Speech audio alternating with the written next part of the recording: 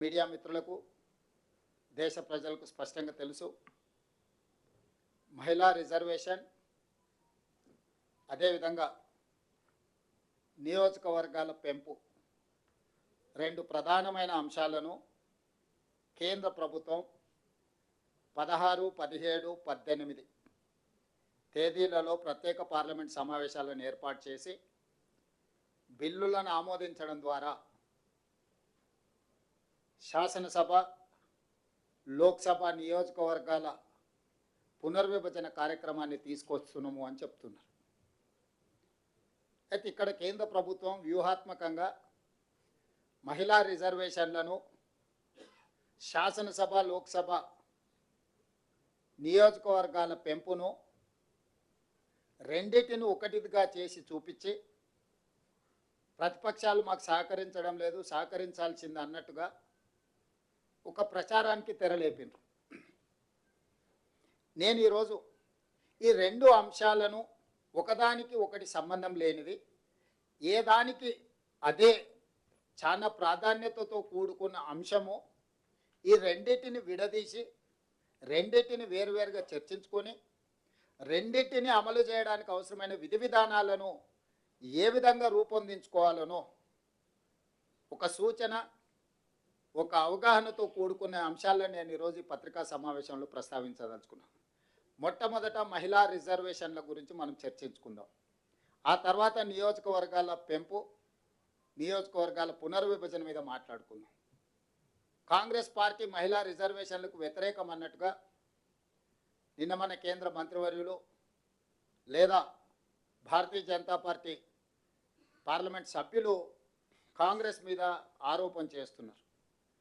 నేను ఈ సందర్భంగా ఆ నాయకులకే కాకుండా ప్రజలకు గుర్తు చేయదలుచుకున్నాను. స్వతంత్రం వచ్చిన తర్వాత ప్రజాస్వామిక దేశంలో రాజ్యాంగాన్ని రచించుకొని ప్రజలు ఎన్నుకున్న ప్రభుత్వాలను ఏర్పాటు చేసుకోవాలని ఆలోచన చేసినప్పుడే పురుషులతో పాటు మహిళలకు సమానమైన ఓటు హక్కును మొట్టమొదట ఈ దేశంలో ఇచ్చిందే కాంగ్రెస్ పార్టీ. అప్పటికే ప్రపంచంలో చాలా దేశాలలో మహిళలకు ఓటు హక్కు కానీ మహిళలకు కనీస గౌరవం కానీ దక్కని పరిస్థితుల్లో స్వతంత్ర భారతదేశంలో కాంగ్రెస్ పార్టీ మొట్టమొదట మహిళలకు ఓటు హక్కును ఇచ్చి పురుషులతో పాటు మహిళలకు సమానమైన అవకాశాలు కల్పించి రాష్ట్రంలో కానీ దేశంలో కానీ ఏర్పడబోయే ప్రభుత్వాలు మహిళలను నిర్ణయం తీసుకునే అవకాశము, అధికారము కాంగ్రెస్ పార్టీ కల్పించింది.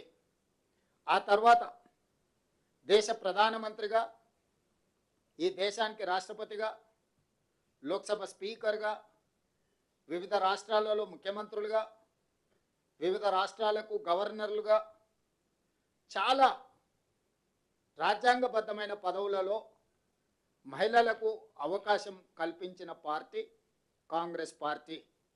మీ అందరికీ తెలుసు, రాష్ట్రపతి, ప్రధానమంత్రి, Lok Sabha speaker, governor, chief minister ఇలాంటి కీలకమైన పదవులకు మహిళల నాయకత్వంలోనే పనిచేసి మహిళల్ని నియమించడమే కాదు, ఆ మహిళల యొక్క నాయకత్వంలో పనిచేసిన పార్టీ, 140 సంవత్సరాల చరిత్ర కలిగిన పార్టీ. స్వతంత్రం కోసం కొట్లాడినప్పుడు కూడా మహిళల్ని అధ్యక్షులుగా పార్టీకి నియమించుకున్న పార్టీ కాంగ్రెస్ పార్టీ. అంత గొప్ప చరిత్ర కలిగిన కాంగ్రెస్ పార్టీ స్థానిక సంస్థల్లో మహిళలకు రిజర్వేషన్లు ఉండాలి అని రాజీవ్ గాంధీ గారు ఈ దేశంలో అమలు చేసి, ఆ తర్వాత చట్టసభలలో కూడా మహిళలకు రిజర్వేషన్లు ఉండాలి, శాసనసభలో, లోక్సభలో కూడా మహిళా రిజర్వేషన్లు ఉండాలి అని శ్రీమతి సోనియా గాంధీ గారు రాజ్యసభలో బిల్లును ఆమోదింపజేసి లోక్సభకు పంపించినప్పుడు భారతీయ జనతా పార్టీ సహకరించకపోవడం వల్ల 2013 సంవత్సరంలో చట్టసభలలో మహిళా రిజర్వేషన్లు స్తంభింపచేయబడ్డది. 2013 నుంచి 2023 వరకు 10 సంవత్సరాలు నరేంద్ర మోడీ గారు ప్రధానమంత్రిగా మహిళా రిజర్వేషన్ల ఊసే ఎత్తకపోవడం, మహిళలకు రిజర్వేషన్లు ఇవ్వాలన్న ఆలోచన చేయకపోవడం వల్ల దాదాపుగా 10 సంవత్సరాలు మహిళా రిజర్వేషన్లు కాంగ్రెస్ తీసుకున్న నిర్ణయం, సోనియా గాంధీ గారు పాస్ చేసిన బిల్లు లోక్సభ ఆమోదాన్ని నోచుకోకుండా 10 సంవత్సరాలు కాల గర్భంలో కలిసిపోయినట్టుగా కనుమరుగైంది. 2023 సంవత్సరంలో కేశవరావు గారు కూడా అప్పుడు రాజ్యసభ సభ్యులుగా మళ్ళీ మహిళా రిజర్వేషన్లను అమలు చేయాలని చర్చకు వచ్చినప్పుడు అటు లోక్సభలో కానీ రాజ్యసభలో కానీ కాంగ్రెస్ పార్టీ సంపూర్ణంగా మద్దతు ఇచ్చింది. ఆ బిల్లును పెట్టినప్పుడు నరేంద్ర మోడీ గారే ఆ బిల్లులో పెట్టిన కీలకమైన అంశం ఏంటంటే 2026 సంవత్సరం తర్వాత జనాభా లెక్కలు సేకరించి జనాభా లెక్కల్ని గెజెట్ ప్రచురించిన తర్వాత ఆ జనాభా ప్రాతిపదికన మహిళా రిజర్వేషన్లను అమలు చేస్తామని 2023 చివరి ఎన్నికల ముందు చట్టం చేయడం జరిగింది. ఆ రోజే 2024 లోక్సభ ఎన్నికల్లో 33% మహిళా రిజర్వేషన్లు అమలు చేస్తామని బిల్లు పెడితే 2024 లోక్సభ మే జూన్లో జరిగిన ఎన్నికల్లోనే 543 లోక్సభ సభ్యులల్లా 33% అంటే 181 మహిళా ఎంపీలు ఎన్నిక కావడానికి అవకాశం ఉండే. దాంతోపాటు 2024 మే జూన్ తర్వాత ఏ రాష్ట్రంలో ఎన్నికలు జరిగినా ఆయా శాసనసభలలో కూడా 1/3 మహిళా రిజర్వేషన్ అమలు చేయమని చట్టం చేసినుంటే ఈ మధ్యకాలంలో జరిగిన 24 నుంచి ఇప్పటి వరకు జరిగిన అన్ని రాష్ట్రాలు ఎక్కడైతే ఎన్నికలు జరిగిన రాష్ట్రాలు ఉన్నాయో ఆ రాష్ట్రాలలో కూడా అసెంబ్లీలలో 33% మహిళా రిజర్వేషన్లు అమలు జరిగి ఉండు. కానీ చిత్తశుద్ధి లేని ఎన్డీఏ ప్రభుత్వము ఆ రోజు చట్టాన్ని లోక్సభలో ఆమోదించినప్పుడు తక్షణమే అమలు చేసే అవకాశం ఉన్న చట్టంలో ఫిట్టింగ్ పెట్టి మహిళలకు రిజర్వేషన్లను దూరం చేసింది ఎన్డీఏ ప్రభుత్వం. ఈరోజు మళ్ళీ మహిళా రిజర్వేషన్లను అమలు చేయమనే డిమాండ్ వచ్చినప్పుడు, అమలు చేయాల్సిన పరిస్థితి వచ్చినప్పుడు 2026లో జనాభా లెక్కలేస్తామని ఆదేశాలు ఇచ్చి ఇప్పుడు ఆ లెక్కలు పూర్తి చేసి అమలు చేయాల్సిన అంశాన్ని పక్కన పెట్టి 2011 జనాభా ప్రాతిపదికన మహిళా రిజర్వేషన్లను నియోజకవర్గాల పెంపును రెండు కలిపి ఒకే దాంట్లో పెట్టి ఈరోజు చట్టం ముందుకు తీసుకొస్తుంది. అందుకే ఈరోజు స్పష్టంగా మహిళా రిజర్వేషన్లు తక్షణమే అమలు చేయాలంటే ఆ 2026 తర్వాత సేకరించే జనాభా ప్రాతిపదికన చెయ్యాలి అని ఏదైతే మీరు నిబంధన పెట్టినరో ఆ ఒక్క నిబంధనను సవరించుకుంటే 6 నెలల్లోని ప్రక్రియ అంతా ముగిసిపోయి ఎంబడే జరగబోయే రాష్ట్రాలలో శాసనసభ ఎన్నికలలో 33% మహిళా రిజర్వేషన్లు అమలు చేయొచ్చు. 2029లో ఏదైతే లోక్సభ ఎన్నికలు జరుగుతాయో 543లో 33% అంటే 181 మంది మహిళలకు ఆటోమేటిక్గా లోక్సభలో కూడా ప్రాతినిధ్యం వహిస్తుంది. అట్లా అమలు చేయకుండా ఈరోజు సీట్ల పెంపు కార్యక్రమాన్ని, నియోజకవర్గాల పునర్విభజన కార్యక్రమాన్ని కూడా దీంతో పాటు కలిపినరు. ఇక్కడే రాజకీయ కుట్ర, రాజకీయ అసమానతలు, రాజకీయ వివక్ష ఇవన్నీ మిళితమై ఉన్నాయి. అందుకే ఈరోజు కాంగ్రెస్ పార్టీ పక్షాన తెలంగాణ రాష్ట్ర ముఖ్యమంత్రిగా సహచర మంత్రివర్గ సభ్యులు పెద్దలందరి సమక్షంలో నేను నరేంద్ర మోడీ గారికి చెప్పదలుచుకున్న ఒకే ఒక మాట, మహిళా రిజర్వేషన్లకు సంపూర్ణంగా కట్టుబడి ఉండడమే కాకుండా 100% మేము మద్దతు ఇస్తున్నాము. ఉన్న చట్టం ప్రకారము, ఉన్న సీట్ల ప్రకారము 33% మహిళా రిజర్వేషన్లు అమలు చేయడానికి ఏ చట్టం తీసుకొస్తావు లోక్సభలో రాజ్యసభలో పెట్టు, సంపూర్ణంగా కాంగ్రెస్ పార్టీ మద్దతు ఇస్తుంది. చర్చ కూడా అవసరం లేదు. 2026 సంవత్సరం తర్వాత సేకరించబోయే జనాభా ప్రాతిపదికన రిజర్వేషన్లని ఒక్క అడ్డంకిని తొలగించుకుంటే 6 నెలల లోపలనే మహిళా రిజర్వేషన్లు అమలు చేయొచ్చు. కాబట్టి రేపటి 16, 17, 18 శాసనసభ పార్లమెంట్ సమావేశాలలో తక్షణమే మహిళా రిజర్వేషన్లు ఉన్న సీట్ల ప్రాతిపదికన 33% రిజర్వేషన్లను మహిళలకు అమలు చేసడానికి చట్టం తీసుకురా, మేము సంపూర్ణంగా మద్దతు ఇస్తాము. ఇది తెలంగాణ రాష్ట్ర ప్రభుత్వం తరఫునే కాకుండా కాంగ్రెస్ పార్టీ పక్షాన కూడా మొన్న జరిగిన సిడబ్ల్యూసి సమావేశంలో కాంగ్రెస్ పార్టీ తీసుకున్న నిర్ణయం. మహిళా రిజర్వేషన్లు మహిళల యొక్క రాజకీయ సాధికారితను కాంగ్రెస్ పార్టీ మొదటి నుంచి ఆకాంక్షించింది, మొదటి నుంచి అమలు చేసింది. 100% మహిళా రిజర్వేషన్లకు కాంగ్రెస్ పార్టీ కట్టుబడి ఉంది. తక్షణమే అమలు చేయాల్సిందిగా నరేంద్ర మోడీ గారిని మేము డిమాండ్ చేస్తున్నాము. ఇక రెండవ అంశం సీట్ల పెంపు, నియోజకవర్గాల పునర్విభజన. ఇది అత్యంత ప్రమాదకరంగా రాజకీయ పావుగా ఈరోజు నరేంద్ర మోడీ గారు వాడుకుంటున్నారు. ఆ దానికి సంబంధించి మాకున్న అభ్యంతరాలను కానీ దక్షిణ భారతదేశంలో ఉన్న ప్రజల యొక్క అభ్యంతరాలను, అదేవిధంగా చిన్న రాష్ట్రాల యొక్క అభ్యంతరాలను ఈరోజు స్పష్టంగా నేను ప్రజలకు వివరించదలుచుకున్నా. ఈరోజు నరేంద్ర మోడీ గారు ప్రవేశపెట్టిన గతంలో నియోజకవర్గాల పునర్విభజన 3 సార్లు జరిగింది. 1957లో నియోజకవర్గాల పునర్విభజన జరిగినప్పుడు 494 సీట్లు ఉన్నాయి దేశంలో లోక్సభలో. 1967లో నియోజకవర్గాల పునర్విభజన జరిగినప్పుడు 520 సీట్లకు పెరిగింది.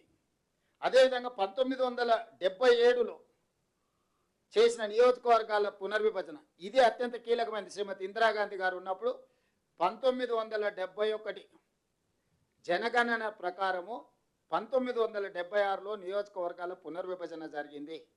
ఆ రోజు ఇందిరాగాంధీ గారు తీసుకున్న నిర్ణయాలు 542 సీట్లకు పెంచారు. తర్వాత ఒక సీటు సిక్కిం నుంచి యాడ్ అయ్యి ఈరోజు దేశంలో 543 లోక్సభ స్థానాలు నిర్దిష్టంగా ఈరోజు సంఖ్యకు మనం చేరుకున్నాం.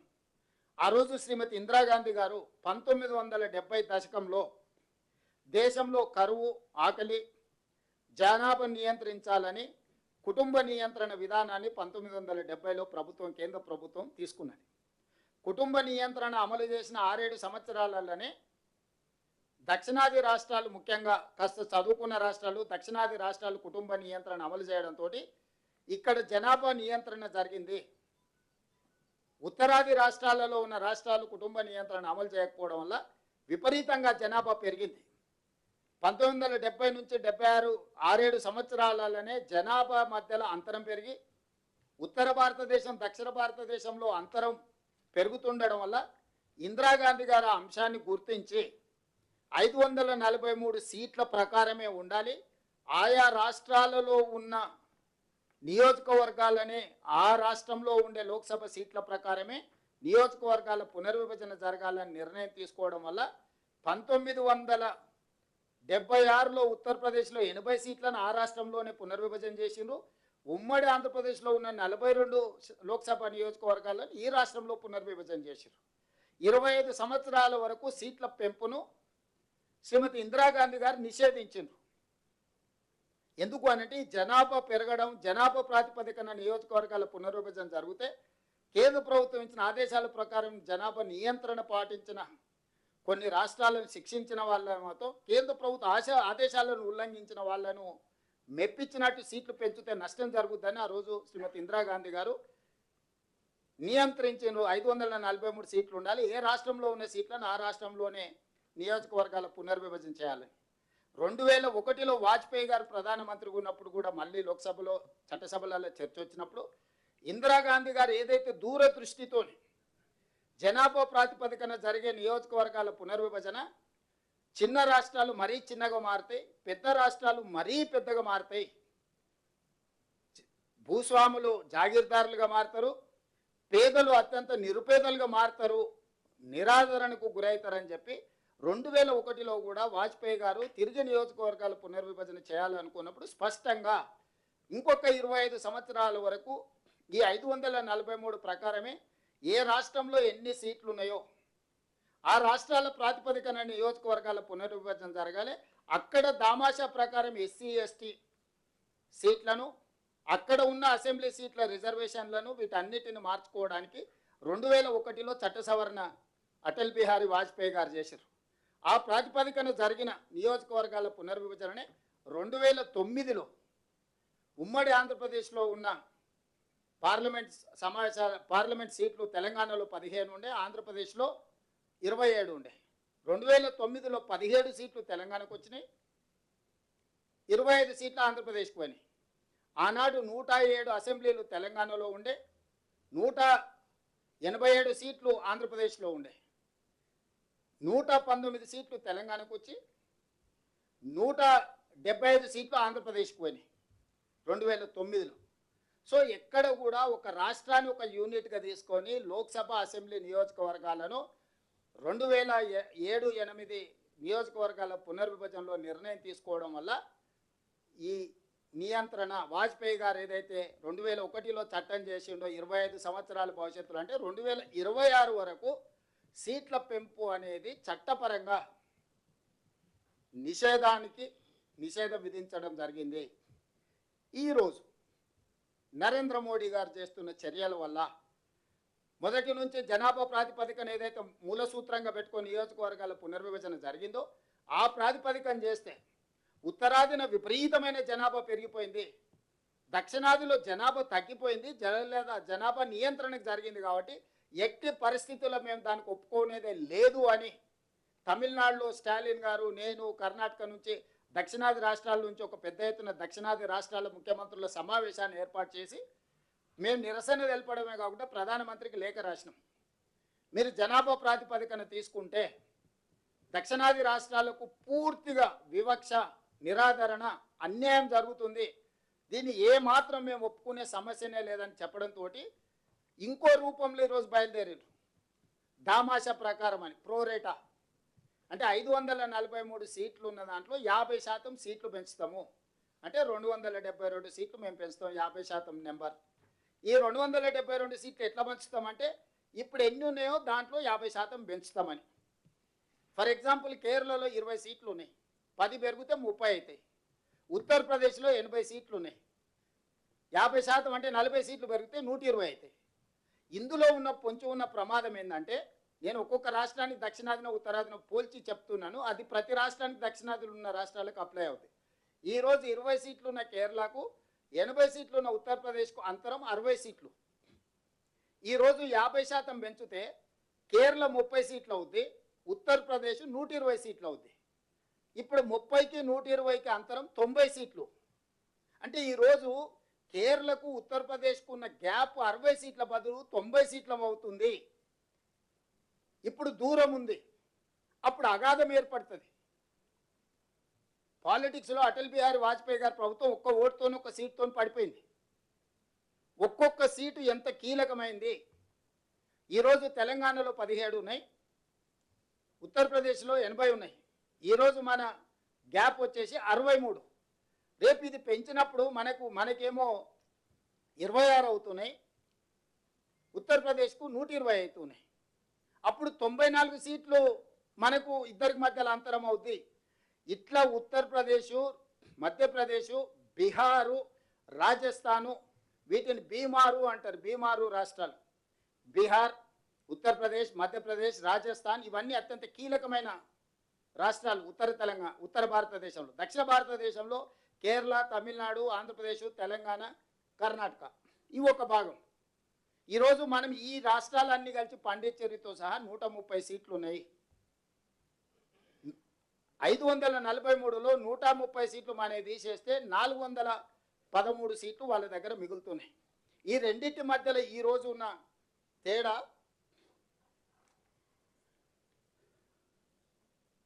412 సీట్లు మనకు వాళ్ళకు ఉన్న మధ్యలో తేడా. ఈరోజు సీట్లు పెంచితే మనం 195 అయితే 50% పెంచితే 130 సీట్లు ఉన్నాయి. ఇక్కడ కేరళలో 20, తమిళనాడులో 39, పాండిచ్చేరిలో 1, ఆంధ్రప్రదేశ్లో 25, తెలంగాణలో 17, కర్ణాటకలో 28. ఇవన్నీ కలిపితే 130 సీట్లు. 50% పెరిగితే మనం 195 అవుతాం. అదే మిగతా ప్రాంతంలో ఉన్న 413 సీట్లు పెంచితే దాదాపుగా వాళ్ళకు 621 సీట్లు, 620 సీట్లు అవుతున్నాయి. ఈరోజు మనకు వాళ్ళకు మధ్యలో ఉన్న అంతరము ఎంతుంది, ఈ పెంచడం వల్ల ఎంత అవుతుంది? ఈ రోజున్న మనకు వాళ్ళకు ఉన్న అంతరము 412 సీట్లు ఉంటే రేపు పెంచే సీట్లతోని 620 సీట్లు అవుతాయి. 208 సీట్లు అదనంగా ఉత్తర భారతదేశానికి అన్డ్యూ అడ్వాంటేజ్. భవిష్యత్తులో ఇప్పటికే భారతీయ జనతా పార్టీ అధికారంలోకి వచ్చిన తర్వాత దక్షిణాది రాష్ట్రాలకు కీలకమైన శాఖలు ఏవీ ఇవ్వలే. ప్రైమ్ మినిస్టర్ కానీ, హోమ్ మినిస్టర్ కానీ, డిఫెన్స్ మినిస్టర్ కానీ, కామర్స్ మినిస్టర్ కానీ, ఇట్లా మీరు మొదటి 10 శాఖలు తీసుకుంటే ఒక ఆర్థిక శాఖ మాత్రమే దక్షిణాది రాష్ట్రాలకు ఇచ్చిండ్రు. ఏ ఒక్క శాఖ కూడా, రాష్ట్రపతి పదవి కూడా, కీలకమైన ఏ పదవి కూడా దక్షిణాది రాష్ట్రాలకు ఇవ్వలేదు. మీ అందరికీ తెలుసు, రాజకీయాలలో నెంబర్ ఉంటేనే నీతో ఎవరైనా మాట్లాడతారు. నీ జేబులో డబ్బులు ఉంటేనే ఎవరైనా నీతో సంబంధాలు చేస్తారు. రాజకీయంగా నెంబర్ లేనప్పుడు నీతో మాట్లాడేవాడే ఉండడు. Bargainings are among equals. ఏ చర్చలైనా, ఏ ఒప్పందాలైనా సరిసమానుల మధ్యలో జరుగుతాయి. బలహీనుడు బలవంతుడు మధ్యలో జరగవు. ఈరోజు దక్షిణాది రాష్ట్రాలను అత్యంత బలహీనంగా ఉన్నాం, ఇప్పుడు అత్యంత బలహీనులుగా మార్చి, బలంగా ఉన్న ఉత్తరాది రాష్ట్రాలను శక్తివంతంగా మార్చి రాజకీయంగా, అసలు రాజకీయంగా మనల్ని ద్వితీయ శ్రేణి పౌరులు చేయడానికి ఆ ఉత్తరాదిలో ఉన్న 5-6 రాష్ట్రాలు కలిస్తే 410 సీట్లు అనేటివి అక్కడనే అయిపోతాయి. చిన్న రాష్ట్రాలతో, నేను చెప్పేది ఉత్తర దక్షిణమే కాదు, చిన్న రాష్ట్రాలకు కూడా సమస్య. ఢిల్లీ, పంజాబ్ లాంటి రాష్ట్రాలు కూడా రాజకీయంగా మనుగడనే కోల్పోతాయి. దక్షిణ భారతదేశంతో పాటు చిన్న రాష్ట్రాలకు కూడా రాజకీయంగా ఇది తీరని విఘాతంగా మారుతుంది. అందుకే ఈరోజు నరేంద్ర మోడీ గారికి స్పష్టంగా మేము చెప్తున్నాం, నువ్వు సీట్లు పెంచాలనుకుంటే ఏ ప్రాతిపదికన పెంచాలో మొదట అఖిలపక్షాన్ని పిలువు.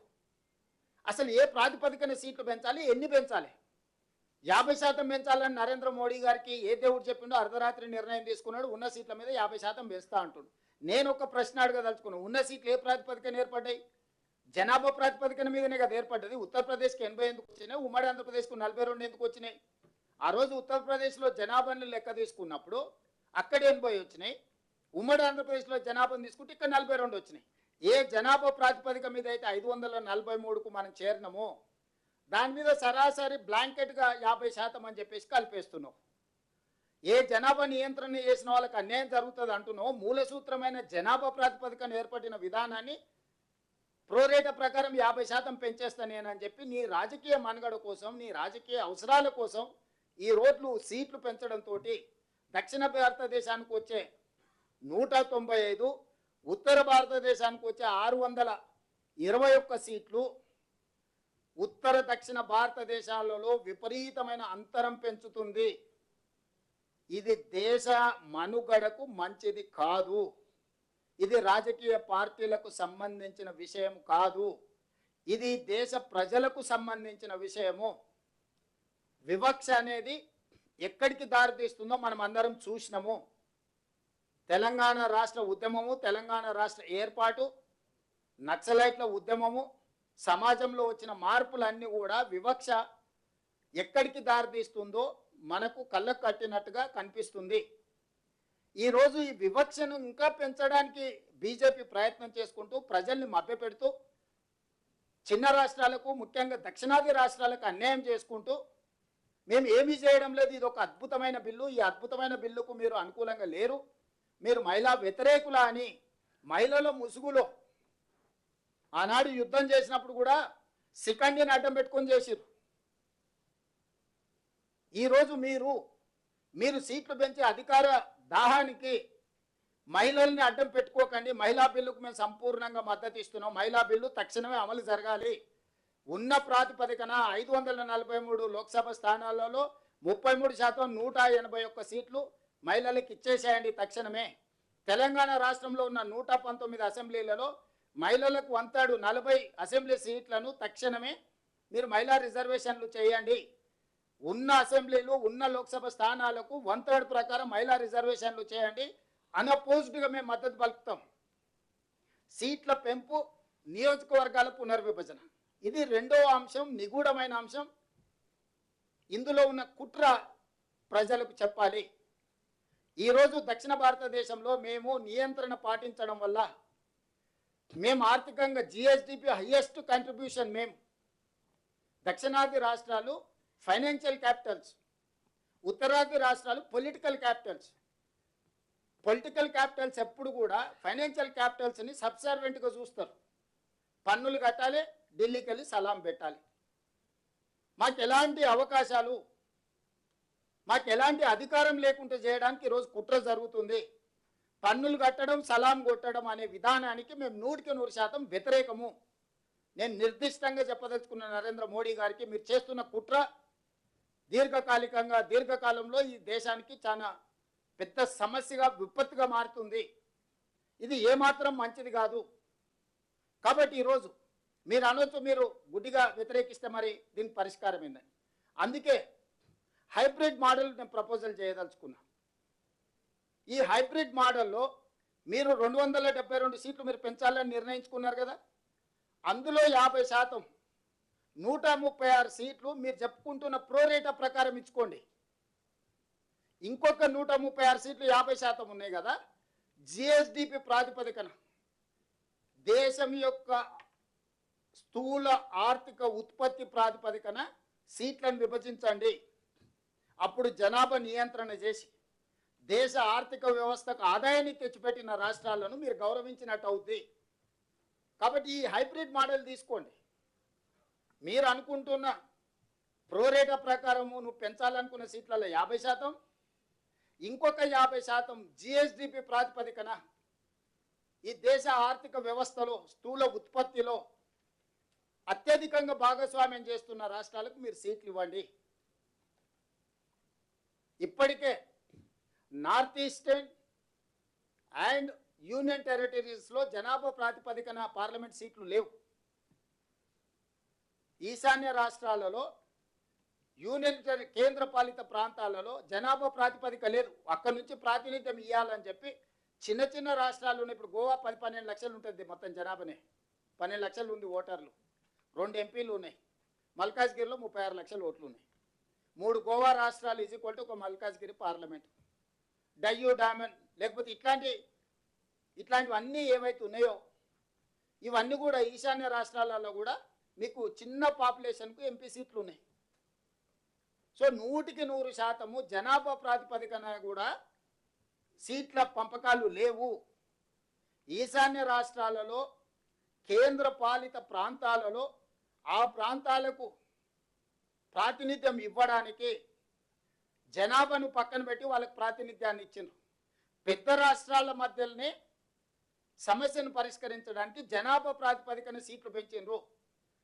ఈ పెంచిన సీట్లను, ఈ ఉంచిన సీట్లను, ఇచ్చిన సీట్లను ఈరోజు మళ్ళీ మీరు పెంచుకుంటూ పోతే ఈరోజు దక్షిణ భారతానికి, ఉత్తర భారతానికి విపరీతమైన అంతరం ఏర్పడుతుంది. దాంతో మేము రాజకీయంగా ద్వితీయ శ్రేణి పౌరులుగా మిగిలిపోవాల్సి వస్తుంది. మేము అత్యధిక ఆదాయాన్ని దేశానికి అందిస్తున్నాం, అత్యధికంగా ఉద్యోగ ఉపాధి అవకాశాలు మేము అందిస్తున్నాం. అన్ని రకాలుగా ఈ దేశాన్ని బలోపేతం చేయడానికి మేమందరం పనిచేస్తున్నాం. అట్లాంటి మమ్మల్ని శిక్షించే అధికారం మీకెవరు ఇచ్చిండ్రు? అందుకే సుప్రీంకోర్టు కూడా చాలా సందర్భాలలో విద్యా ఉద్యోగ అవకాశాలలో 50% రిజర్వేషన్లు, 50% మెరిట్ అని చెప్పింది. మీ అందరికీ తెలుసు. మన స్థానిక సంస్థలలో కూడా రిజర్వేషన్లు పెంచాలనుకున్నప్పుడు కూడా సుప్రీంకోర్టు 50% మించకుండా మీరు రిజర్వేషన్లు అమలు చేయమని సుప్రీంకోర్టు ఆదేశాలు ఇచ్చింది. అందుకే మనం పంచాయతీరాజ్లో కానీ, మున్సిపల్లో కానీ, రూరల్ లోకల్ బాడీస్లో కానీ, అర్బన్ లోకల్ బాడీస్లో మనం 50% మించకుండా రిజర్వేషన్లు పెట్టుకున్నాం. సో 50% రిజర్వేషన్లు, 50% మెరిట్. ఇక్కడ కూడా మీరు పెంచాలనుకున్న 272 సీట్ల లోక్సభలో 50%, 136 సీట్లు ప్రోరేటా ప్రకారం పెంచుకోండి. మిగతా 136 సీట్లు ఆర్థిక ఉత్పత్తి ఏదైతే ఉందో దాని ప్రకారం మీరు సీట్లను పంపకాలు చేయండి. దీనికి సంబంధించి లేదా ఇంకేమైనా నూతన ఆలోచనతోని, సూచనతోని రావచ్చు. కాబట్టి కన్సెన్సస్ బిల్డింగ్ ప్రాసెస్లో మొట్టమొదటి అఖిలపక్షాన్ని, ఆల్ రాజకీయ పార్టీలను, అదేవిధంగా స్టేక్ హోల్డర్స్ను, సివిల్ సొసైటీస్ను పిలిచి ప్రభుత్వం సంప్రదింపులు మొదలు పెట్టాలి. నియోజకవర్గాలను పెంచడానికి ఈరోజు మనం తీసుకోవాల్సిన విధి విధానాల మీద ఒక కన్సెన్సస్ బిల్డింగ్ ప్రాసెస్ చేయాలి. పార్లమెంట్లో చర్చించండి, దాని మీద మేము వద్దంటలేము. మొదట మహిళా బిల్లు పాస్ చేయండి. ఇప్పుడు ఉన్న సీట్ల ప్రాతిపదికన 33% రిజర్వేషన్లు లోక్సభలో, అదేవిధంగా శాసనసభలో పెంచడానికి బిల్లును ఆమోదించుకొని భవిష్యత్తులో సీట్లు పెంచడానికి, నియోజకవర్గాల పునర్విభజన చేయడానికి ఎలాంటి విధి విధానాలు తీసుకుంటే బాగుంటుందో సభలోనే కాకుండా బయట వచ్చి ప్రజలతో కూడా చర్చించండి. సూచనలు తీసుకోండి. ఒక ఎక్స్పర్ట్స్ కమిటీని అపాయింట్ చేయండి. ఆ ఎక్స్పర్ట్స్ కమిటీ మొత్తం పూర్తిగా దాని మీద ఒక నివేదిక ఇచ్చిన తర్వాత ఆ నివేదికను మళ్ళీ సభలో చర్చకు పెట్టండి. వివిధ శాసనసభలలో అభిప్రాయం తీసుకోండి. శాసనసభల తర్వాత లోక్సభలో రాజ్యసభలో చర్చించండి. ఆ తర్వాత guidelines terms of reference final చేసినాకనే మీరు నియోజకవర్గాల పునర్విభజన కానీ నియోజకవర్గాల పెంపు కార్యక్రమం ముందుకు వెళ్దాము. ఈ లోపల మీరు ఆల్రెడీ జనగణన కోసము కేంద్ర ప్రభుత్వం నిర్ణయం తీసుకున్నది 2027 మార్చి 31 లోపల జనగణన పూర్తి చేయండి. ఈ లోపల అందరి అభిప్రాయాలు తీసుకోండి. వివిధ రాష్ట్రాల శాసనసభ అభిప్రాయాలు, యూనియన్ టెరిటరీల అభిప్రాయాలు, లోక్సభ అభిప్రాయాలు, ప్రజా సంఘాల అభిప్రాయాలు, వీళ్ళందరి అభిప్రాయాలు తీసుకొని 2027 బడ్జెట్ సమావేశాలలో జనాభా లెక్కలతో పాటు ఈ అభిప్రాయాలను కూడా క్రోడీకరించి చర్చ చేసి టర్మ్స్ ఆఫ్ రెఫరెన్స్ అక్కడ ఫైనల్ చేసి అక్కడి నుంచి ఒక సంవత్సరంలో నియోజకవర్గాల పునర్విభజన ప్రక్రియ పూర్తి చేయొచ్చు. 2028 మార్చి వరకు ఈ ప్రక్రియ మొత్తం అయిపోతుంది. అంతే తప్ప హడావిడిగా అడ్డగోలుగా చేసి దేశంలో అనవసరమైన గందరగోళాన్ని సృష్టించి ఇది ఉత్తర భారతదేశానికి దక్షిణ భారతదేశానికి ఒక వైరుధ్యాన్ని లేకపోతే ఒక గ్యాప్ను పెంచడానికి మీరు దయచేసి ప్రయత్నం చెయ్యకండి అని చెప్పి మోడీ గారికి నేను సూచన చేయదలుచుకున్నా.